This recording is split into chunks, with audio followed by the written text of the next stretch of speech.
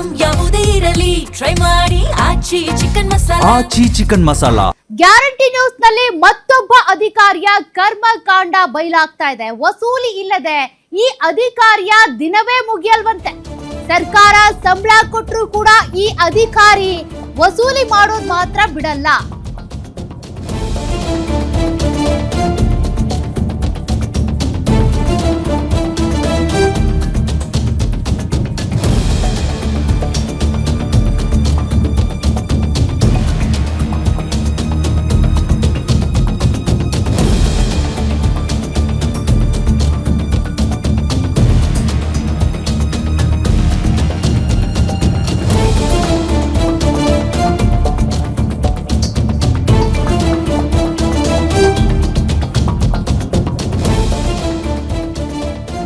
Guarantee news ನಲ್ಲಿ ಮತ್ತೊಬ್ಬ ಸರ್ಕಾರಿ ಅಧಿಕಾರಿಯ ಕರ್ಮಕಾಂಡ ಬಯಲು ಮಾಡ್ತಾ ಇದ್ದೀವಿ.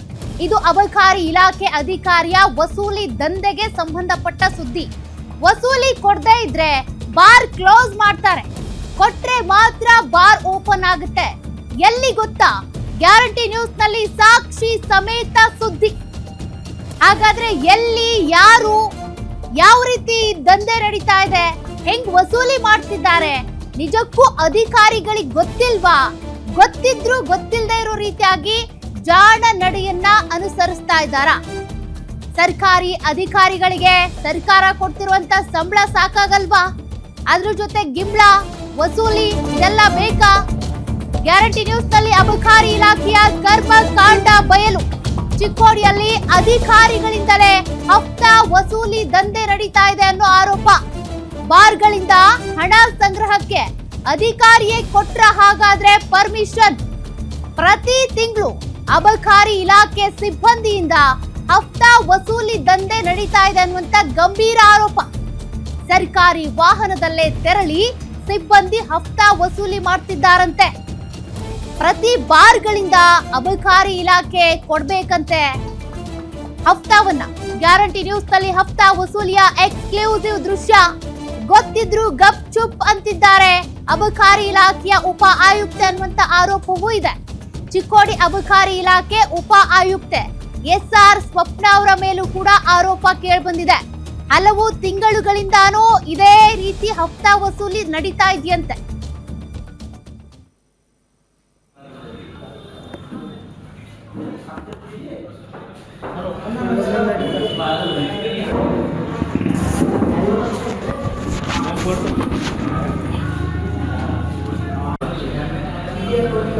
नाइटे बोल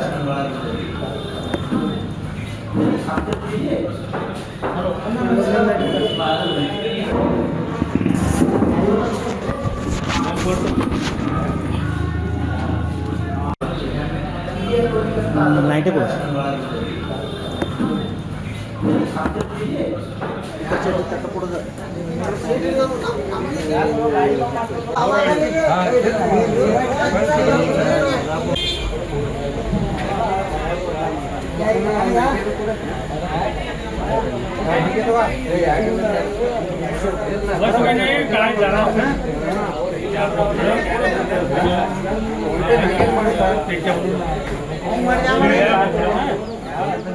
ನೋಡಿ, ಮೊದಲ ದೃಶ್ಯವನ್ನ ನೀವು ಗಮನಿಸ್ತಾ ಇದ್ದೀರಿ.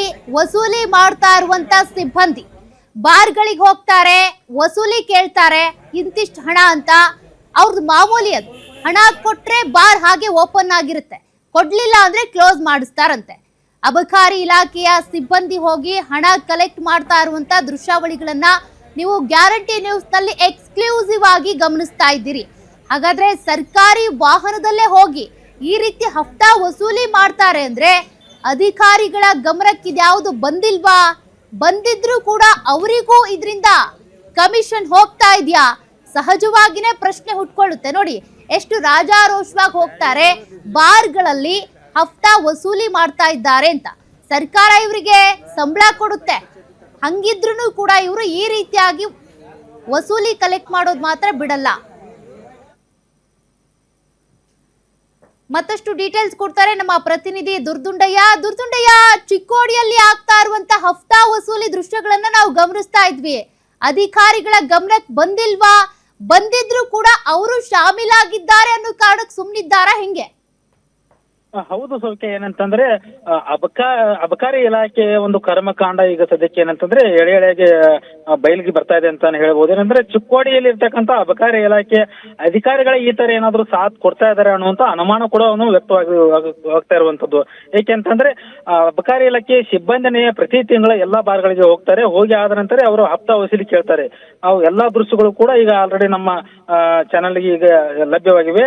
ಪ್ರತಿ ತಿಂಗಳು ಹೋಗೋದು, ಇಂತಿಷ್ಟು ಹಣ ಕೊಡಬೇಕು ಅಂತ ಹೇಳಿ ಅಲ್ಲೇ ರಾಜಾರೋಷವಾಗಿ ಹಣವನ್ನು ತೆಗೆದುಕೊಳ್ತಾರೆ. ಅದ್ರ ಜೊತೆಗೆ ಏನಂತಂದ್ರೆ ತಮಗೆ ಬೇಕಾದ ಕೆಲವೊಂದಿಷ್ಟು ಬ್ರ್ಯಾಂಡ್ಗಳು ಜೊತೆಗೆ ನೀರಿನ ಬಾಟ್ಲಿಗಳು ಇವೆಲ್ಲವನ್ನು ತೆಗೆದುಕೊಂಡು ಸರ್ಕಾರಿ ವಾಹನದಲ್ಲೇ ಅವರು ರಾಜಾರೋಷವಾಗಿ ಹೋಗಿ ಎಲ್ಲಾ ಕಡೆ ಒಂದು ಹಣ ವಸೂಲಿ ದಂಧೆಯನ್ನು ಕೂಡ ಮಾಡ್ತಾ ಇದ್ದಾರೆ. ಈ ಕುರಿತು ಏನಂತಂದ್ರೆ ಮೇಲಧಿಕಾರಿಗಳು ಕೂಡ ಗಮನಕ್ಕೆ ತಗೊಂಡ್ ಬಂದು ಅವ್ರನ್ನು ಕೂಡ ಕೇಳಿದಾಗ ಇಲ್ಲ ನಮಗೆ ಗೊತ್ತಿರ್ಲಿಲ್ಲ, ನಿಮ್ಮಿಂದನೇ ನಮಗೆ ಈಗ ಗೊತ್ತಾಗಿರುವಂತದ್ದು ಅನ್ನುವಂತ ಒಂದು ಹಾರಿಕೆ ಉತ್ತರವನ್ನು ಕೊಡುವ ಅಲ್ಲಿ ಅಧಿಕಾರಿಗಳು ಕೊಡ್ತಾ ಇರುವಂತದ್ದು. ಈಗ ಸದ್ಯಕ್ಕೆ ಏನಂತಂದ್ರೆ ಇದಕ್ಕೆ ಮೇಲಧಿಕಾರಿಗಳ ಒಂದು ಸಾಥ್ ಇಲ್ಲದೆ ಇದ್ದರೆ ಇವರು ಹೇಗೆ ಒಂದು ಸರ್ಕಾರಿ ವಾಹನವನ್ನು ತೆಗೆದುಕೊಂಡು ಹೋಗ್ತಾರೆ ಸಿಬ್ಬಂದಿಗಳು. ಅದ್ರ ಜೊತೆಗೆ ಸರ್ಕಾರಿ ಡ್ರೈವರ್ ಇರ್ತಾರೆ, ಸರ್ಕಾರಿ ವಾಹನ ಇರುತ್ತೆ, ಎಲ್ಲಾ ಬಾರ್ಗಳಿಗೆ ಹೋಗುವುದು, ಅಲ್ಲಿಂದ ಹಣವನ್ನು ವಸೂಲಿ ಮಾಡ್ಕೊಂಡು ಬರೋದು ಅಲ್ಲಿ ಯಥಾಸ್ಥಿತಿಯಾಗಿ ಪ್ರತಿ ತಿಂಗಳು ನಡೀತಾ ಇದೆ. ಇದನ್ನು ಸುಮಾರು 3-4 ತಿಂಗಳುಗಳಿಂದ ಇದನ್ನು ಏನಂತಂದ್ರೆ ಎಲ್ಲ ಫಾಲೋ ಅಪ್ ಮಾಡಿ ಅದಾದ ಬಳಿಕ ಮೇಲಧಿಕಾರಿಗಳ ಗಮನಕ್ಕೂ ಈಗಾಗಲೇ ತೆಗೆದುಕೊಂಡು ಬಂದ್ರು ಕೂಡ ಇವರು ಆಯುಕ್ತರು ಕೂಡ ಉಪ ಆಯುಕ್ತರು ಕೂಡ ಗಪ್ಚುಪ್ ಆಗಿರುವಂತದ್ದು ಸೌಖ್ಯ. ದುರ್ದುಂಡಯ್ಯ, ಬಾರ್ ನಡ್ಸೋರು ಮಾಲೀಕರಾಗ್ಲಿ ಸಿಬ್ಬಂದಿ ಆಗ್ಲಿ ಇದ್ರ ಬಗ್ಗೆ ಕ್ವಶನ್ ಮಾಡಲ್ವಾ? ನಾವು ತೆರಿಗೆ ಕಟ್ತೀವಿ, ಸರ್ಕಾರಕ್ಕೆ ಕೊಡ್ತೀವಿ, ನಿಮ್ಗೆ ಯಾಕೆ ದುಡ್ಡು ಕೊಡ್ಬೇಕು ಅಂತ ಕೇಳಲ್ವಾ? ಇವ್ರಿಗೆ ಒಂದು ಏನಂತಂದ್ರೆ ಒಂದು ಲಾಭಕ್ಕೋಸ್ಕರ ಅಂದ್ರೆ ಬೆಳಿಗ್ಗೆ 7 ಗಂಟೆಯಿಂದ ಬಾರ್ಗಳನ್ನು ಓಪನ್ ಮಾಡ್ತಾರೆ. ರಾತ್ರಿ 12 ಗಂಟೆ ಆದ್ರೂ ಕೂಡ ಕೆಲವೊಂದಿಷ್ಟು ಬಾರ್ಗಳನ್ನು ಮುಚ್ಚೋದಿಲ್ಲ. ಅದ್ರ ಜೊತೆಗೆ ಏನಂದ್ರೆ ಕೆಲವೊಂದಿಷ್ಟು MRP ದರಕ್ಕಿಂತ ಮಿಗಿಲಾಗಿ ಅವರು ಏನಂತಂದ್ರೆ ಮದ್ಯ ಮಾರಾಟವನ್ನು ಮಾಡ್ತಾರೆ. ಇದೆಲ್ಲದಕ್ಕೂ ಏನಂತಾರೆ ಇನ್ನೊಂದು ಕಡೆ ಅಧಿಕಾರಿಗಳು ಕೂಡ ಯಾವುದೇ ಒಂದು ಪ್ರಶ್ನೆ ಮಾಡಲ್ಲ, ಅವರು ಯಾವುದೇ ಚಕಾರವನ್ನು ಎತ್ತಲ್ಲ. ಆದ್ದರಿಂದ ಅವರು ಏನಂತಂದ್ರೆ ಹಪ್ತಾ ಕೊಡಲು ಅವರು ಕೂಡ ಮುಂದಾಗ್ತಾರೆ ಅನ್ನುವಂಥದ್ದು ಬೆಳಕಿಗೆ ಬಂದಿರುವಂತದ್ದು ಸೌಖ್ಯ. ಅಂದ್ರೆ ಇಲ್ಲಿ ಅವರು ಮ್ಯೂಚುವಲ್ ಅಂಡರ್ಸ್ಟ್ಯಾಂಡಿಂಗ್ ಅಲ್ಲಿ ನಡೀತಾ ಇದೆ. ಬಾರ್ನವರು MRP ರೇಟ್ಗಿಂತ ಹೆಚ್ಚಿಗೆ ರೇಟ್ಗೆ ಗ್ರಾಹಕರಿಗೆ ಮಾರ್ತಾರೆ ಎಣ್ಣೆನ, ಅವ್ರ ಜೊತೆಗೆ ಇವ್ರು ಈ ರೀತಿಯಾಗಿ ಡೀಲಿಗೆ ಇಳಿದಿದ್ದಾರೆ. ಹೌದು, ಅಂದ್ರೆ ಯಾವುದೇ ರೀತಿ ಹೆಚ್ಚಿನ ದರಕ್ಕೆ ಮಾರಿದ್ರು ಕೂಡ ಅದ್ರ ಜೊತೆಗೆ ಏನಂತಂದ್ರೆ ಸಮಯ ಮೀರಿ ಅಂದ್ರೆ ಬೆಳಗಿನಿಂದಲೂ ಕೂಡ ಓಪನ್ ಮಾಡಿದ್ರು ಕೂಡ, ಜೊತೆಗೆ ರಾತ್ರಿ 10, 11, 12 ಗಂಟೆ ಕೂಡ ಬಾರ್ ಕ್ಲೋಸ್ ಮಾಡಿದ್ರು ಕೂಡ ಯಾವುದೇ ಅಧಿಕಾರಿಗಳು ಅವರನ್ನು ಪ್ರಶ್ನೆ ಮಾಡಲ್ಲ. ಅವ್ರ ಜೊತೆಗೆ ನೀವು ಹೇಳಿದಾಗೆ ಮ್ಯೂಚುವಲ್ ಅಂಡರ್ಸ್ಟ್ಯಾಂಡಿಂಗ್ ಇದೆ ಅನ್ನುವಂತ ಅನುಮಾನಗಳು ಕೂಡ ವ್ಯಕ್ತವಾಗಿರುವಂತದ್ದು. ಓಕೆ, ಥ್ಯಾಂಕ್ ಯು ದುರ್ದುಂಡಯ್ಯ ಡೀಟೇಲ್ಸ್ಗೆ. ಇದ್ರ ಬಗ್ಗೆ ಮಾತನಾಡುವುದಕ್ಕೆ ಅಂತ ಸಾಮಾಜಿಕ ಹೋರಾಟಗಾರರು ಮಹೇಶ್ ಐಹೊಳೆ ನಮ್ ಜೊತೆ ಸಂಪರ್ಕದಲ್ಲಿದ್ದಾರೆ. ಸರ್ ನಮಸ್ತೆ. ಮೇಡಮ್ ನಮಸ್ತೆ. ನಾವಿಲ್ಲಿ ರಾಜಾರೋಷವಾಗಿ ಹಫ್ತಾ ವಸೂಲಿ ಮಾಡೋದನ್ನ ಗಮನಿಸ್ತಾ ಇದ್ವಿ ಸರ್ ದೃಶ್ಯಾವಳಿಗಳಲ್ಲಿ. ಇದ್ರ ಬಗ್ಗೆ ಅಧಿಕಾರಿಗಳ ಗಮನಕ್ಕೆ ಬಂದಿಲ್ವಾ? ನಿಜವಾಗ್ಲು ಗಮನಕ್ಕೆ ಬಂದಿರುತ್ತೆ ಮೇಡಮ್, ಆದ್ರೂ ಇವ್ರು ಹಫ್ತಾ ವಸೂಲಿ ಅವ್ರ ಏನ ಅಂಗಡಿಯವ್ರು ಹಫ್ತಾ ಕೊಡ್ತಾರಲ್ಲ ಮೇಡಮ್, ಅದಕ್ಕೋಸ್ಕರ ಇವ್ರು ಬೆಳಗ್ಗೆ ಅದ್ರ ನಿಯಮ ಮೀರಿ ಬೆಳಗ್ಗೆ 6 ಗಂಟೆಯಿಂದ ತೆಗಿತಾರೆ. ರಾತ್ರಿ 12-1 ಗಂಟೆ ತನ ಇವ್ರ ಅಂಗಡಿ ಓಪನ್ ಇರುತ್ತೆ ಮೇಡಮ್. ಮತ್ತೆ ಇವ್ರ ಅಧಿಕಾರಿಗಳಿಗೆ ಅಬಕಾರಿ ಇಲಾಖೆ ಅಧಿಕಾರಿಗಳು ಏನದಾರಲ್ಲ ಓನ್ಲಿ ಇವ್ರ ಹಪ್ತಾ ವಸೂಲಿ ಮತ್ತು ಲಂಚಕ್ಕೆ ಮಾತ್ರ ಅಂಗಡಿಗಳಿಗೆ ಹೋಗಿ ಭೇಟಿ ಕೊಟ್ಟು ಪ್ರತಿ ಅಂಗಡಿ ಕಡೆ ಇವ್ರು ಒಂಥರ ಪಿಗ್ಮಿ ಏಜೆಂಟ್ ಇರ್ತಾರ ಇವರೆಲ್ಲ. ಪಿಗ್ಮಿ ಅಂದ್ರೆ ಡೈಲಿ ಪಿಗ್ಮಿ ಕಲೆಕ್ಷನ್ ಮಾಡ್ಕೋತಾರಲ್ಲ ಮೇಡಮ್, ನಮ್ ಕಡೆ ಇಲ್ಲೆಲ್ಲ ಹಳ್ಳಿ ಕಡೆ ಅಂಗಡಿಗೆ ಬಂದು ಪಿಗ್ಮಿ ಕಲೆಕ್ಟ್ ಮಾಡ್ತಾರಲ್ಲ, ಆ ರೀತಿ ಇವ್ರ ಅಬಕಾರಿ ಇಲಾಖೆ ಅಧಿಕಾರಿಗಳು ಮೇಡಮ್ ಇವರೆಲ್ಲ. ಅಲ್ಲ ಸರ್, ಹೇಳೋರು ಕೇಳೋರು ಯಾರು ಇಲ್ವಾ ಅಂತ? ಅಂದ್ರೆ ಈಗ ಹೇಳೋರ್ ಕೇಳೋರ್ ಅಂದ್ರೆ ನಾವು ಏನಾದ್ರೂ ಆದ್ರೆ ಪೊಲೀಸ್ ಕಂಪ್ಲೇಂಟ್ ಕೊಡ್ಬೇಕು ಮೇಡಮ್. ಆ ಪೊಲೀಸರು ಅವ್ರಿಗೆ ಹೇಳ್ತಾರೆ. ಅದ ಈ ಅಬಕಾರಿ ಇಲಾಖೆಯವ್ರ ಅಂದ್ರೆ ಇದೊಂಥರ ಹಪ್ತಾ ವಸೂಲಿ ಮಾಡ್ಕೊಂಡು ತಾವ್ ಇರ್ಬೇಕು, ಇಲ್ಲಾಂದ್ರೆ ನಾವು ಪೊಲೀಸ್ ಕಂಪ್ಲೇಂಟ್ ಕೊಡ್ಬೇಕು. ನಾವು 10 ಸಲ ಅಬಕಾರಿ ಇಲಾಖೆಯವ್ರಿಗೆ ಹೇಳಿದ್ರು ಅದೇನ ಕೇರ್ ಮಾಡೋದಿಲ್ಲ ಮೇಡಮ್. ಈ ಚಿಕ್ಕೋಡಿಯಲ್ಲಿ ಒಂದೇ ಅಲ್ಲ, ಚಿಕ್ಕೋಡಿ ಶೈಕ್ಷಣಿಕ ಜಿಲ್ಲೆ ಸಂಬಂಧಪಟ್ಟಂಗೆ ಎಲ್ಲಾ 8 ತಾಲೂಕಲ್ಲೂ ಕೂಡ ಈ ಭ್ರಷ್ಟಾಚಾರ ನಡೆಯುತ್ತೆ ಮೇಡಮ್ ಅಬಕಾರಿ ಇಲಾಖೆಯವರು. ತಾಲೂಕಾಡಳಿತ, ಜಿಲ್ಲಾಡಳಿತ ಇದ್ರ ಬಗ್ಗೆ ಏನು ಆಕ್ಷನ್ ತಗೊಳಲ್ವಾ? ಅವ್ರ ಗಮನಕ್ಕೆ ಹೋಗಿಲ್ವಾ? ಅವ್ರ ತಾಲೂಕಾಡಳಿತದವ್ರಿಗೆ ಏನಾದ್ರು ಕಂಪ್ಲೇಂಟ್ ಮಾಡಿದ್ರೆ 2 ದಿನ ಅದನ್ನ ಆ ರೀತಿ ಅಂಗಡಿ ಟೈಮ್ ಪ್ರಕಾರ ತೆಗಿತಾರೆ. ಮತ್ತೆ ನೆಕ್ಸ್ಟ್ ಅದು ಆಸ್ ಯೂಶುವಲ್ ಅವ್ರದ್ದು ಏನು 6 ಗಂಟೆಗೆ ತೆಗಿಯೋದು, ರಾತ್ರಿ 11-12 ಗಂಟೆಗೆ ಬಂದ್ ಮಾಡ್ತಾರೆ.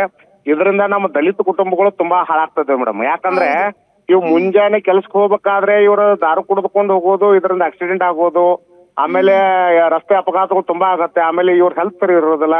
ಆಮೇಲೆ ಓವರ್ ಡೋಸ್ ಆಗಿ ಇವ್ರು ಕುಡಿದು ಮನೆಯಲ್ಲಿ ಮಲ್ಕೊಂಡು ಕೆಲಸ ಇಲ್ಲದೆ ಈ ಸಂಘ ಸಂಸ್ಥೆಗಳಿಗೆ ಸಂಘ ತಗಸ್ಬೋದು, ಇದರಿಂದ ಅವ್ರದ ಬಡತನನೂ ಹೆಚ್ಚಾಗತ್ತೆ, ಸಾಲ ಹೆಚ್ಚಾಗತ್ತೆ. ನೆಕ್ಸ್ಟ್ ಇವರ ರಸ್ತೆ ಅಪಘಾತಗಳು ಹೆಚ್ಚಾಗಿ ಇವ್ರ ದವಾಖಾನೆಗೆ ದುಡ್ಡು ಹಾಕೋದ್ರಿಂದ ಇವ್ರ ಬಡತನ ಹೆಚ್ಚಾಗತ್ತೀವನ ಇವು ಅಬಕಾರಿ ಇಲಾಖೆಯಿಂದ ಯಾವ ಕುಟುಂಬಕ್ಕೂ ಲಾಭ ಇಲ್ಲ ಮೇಡಮ್.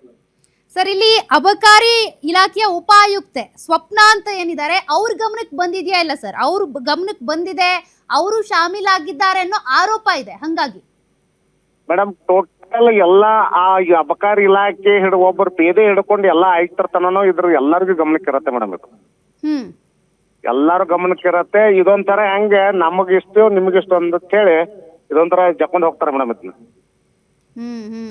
ಏನ್ ಕಂಪ್ಲೇಂಟ್ ಕೊಟ್ಟರೆ ಬೆಳಗ್ಗೆ ಕೆಲ್ಸಕ್ಕೆ ಹೋಗೋ ಟೈಮಲ್ಲೂ ಬಾರ್ ಓಪನ್ ಇರುತ್ತೆ, ರಾತ್ರಿ ಕೆಲಸ ಮುಗಿಸ್ಕೊಂಡು ಮನೆಗೆ ಹೋಗೋ ಟೈಮಲ್ಲೂ ಬಾರ್ ಓಪನ್ ಇರುತ್ತೆ. ಹಂಗಾದ್ರೆ ದುಡ್ಡು ಮನೆಗೆ ಹೋಗಲ್ಲ, ಬಾರ್ಗೆ ಹೋಗ್ಬಿಡುತ್ತಲ್ಲ ಅಂತ. ಬಾರ್ಗೆ ಹೋಗುತ್ತೆ ಮೇಡಮ್ ಅದು ದುಡ್ಡೆಲ್ಲ. ಅದಕ್ಕೆ ಅವ್ರಿಗೆ ಏನ್ ನಿಯಮ ಅನ್ನೋದೇ ಇಲ್ಲ ಮೇಡಮ್ ಅವ್ರಿಗೆ, ಬಾರ್ದವ್ರಿಗೆ. ಗ್ರಾಮಸ್ಥರು ಏನಂತಾರೆ ಸರ್ ನಿಮ್ಗೆ ಗೊತ್ತಿರೋಂಗೆ? ನಿಮ್ಮ ಅಕ್ಕಪಕ್ಕದವ್ರಾಗ್ಲಿ ನಿಮ್ಮೂರಿನ ಗ್ರಾಮಸ್ಥರಾಗ್ಲಿ ಅವ್ರು ಹೇಳೋದು ಸರ್ಕಾರದ ನಿಯಮ ಏನಕ್ಕೆ ನಿಯಮ ಪ್ರಕಾರ ಮಾಡ್ಲಿ, ಇವ್ರು ಹಿಂಗ್ ಮಾಡ್ತಾರಲ್ಲ ತಪ್ಪು, ಇವ್ರಿಗೆ ಯಾರಿಗೆ ಸರ್ಕಾರ ಇವ್ರಿಗೆ ಏನ್ ಶಿಕ್ಷೆ ಕೊಡಂಗಿಲ್ಲಲ್ಲ, ಸರ್ಕಾರ ಶಿಕ್ಷೆ ಕೊಡ್ಲಿ ದೇವ್ರ ಒಂದಿನ ಇವ್ರು ಶಿಕ್ಷೆ ಕೊಡ್ತಾರ ಅನ್ನೋ ಮಾತು ಮಾತಾಡ್ತಾರ ಮೇಡಮ್ ಅವ್ರು. ಈಗ ನಿಮ್ ಮುಂದಿನ ನಡೆ ಏನು ಸರ್? ಏನ್ ಮಾಡ್ತೀರಾ ಮುಂದೆ? ಇದನ್ನ ಈಗ ನೆಕ್ಸ್ಟ್ ಯಾರ ಅಧಿಕಾರಿಗಳು ಮುಂದೆ ಹೆಚ್ಚಿನ ಅಧಿಕಾರಿಗಳಿಗೆ ನಾವು ಕಂಪ್ಲೇಂಟ್ ಮಾಡ್ಬೇಕು ಮೇಡಮ್. ಆಮೇಲೆ ಪೊಲೀಸ್ ಇಲಾಖೆಯವ್ರಿಗೆ ಕಂಪ್ಲೇಂಟ್ ಕೊಡ್ಬೇಕು ಇದನ್ನ. ಆಮೇಲೆ ತಾಲೂಕಾ ಆಡಳಿತ ಜಿಲ್ಲಾ ಆಡಳಿತದವ್ರ ಗಮನಕ್ಕೂ ತಗೊಂಡ್ಬರ್ತೀವಿ ಇನ್ನೊಂದ್ಸಲ. ಅವ್ರು ಅವು ಮಾಡ್ತಾರ ನೋಡ್ಕೊಂಡು ಮುಂದಿನ ಹಂತಕ್ಕೆ ಏನಾದ್ರು ಮತ್ತೆ ವಿಚಾರ ಮಾಡ್ತೀವಿ ಮೇಡಮ್, ಸರ್ಕಾರ ಗಮನ ಸೆಳೆಯುವಂಥದ್ದು. Okay, thank you sir, Guarantee News ಜೊತೆ ಮಾತನಾಡಿದ್ದಕ್ಕೆ. Thank you madam, thank you.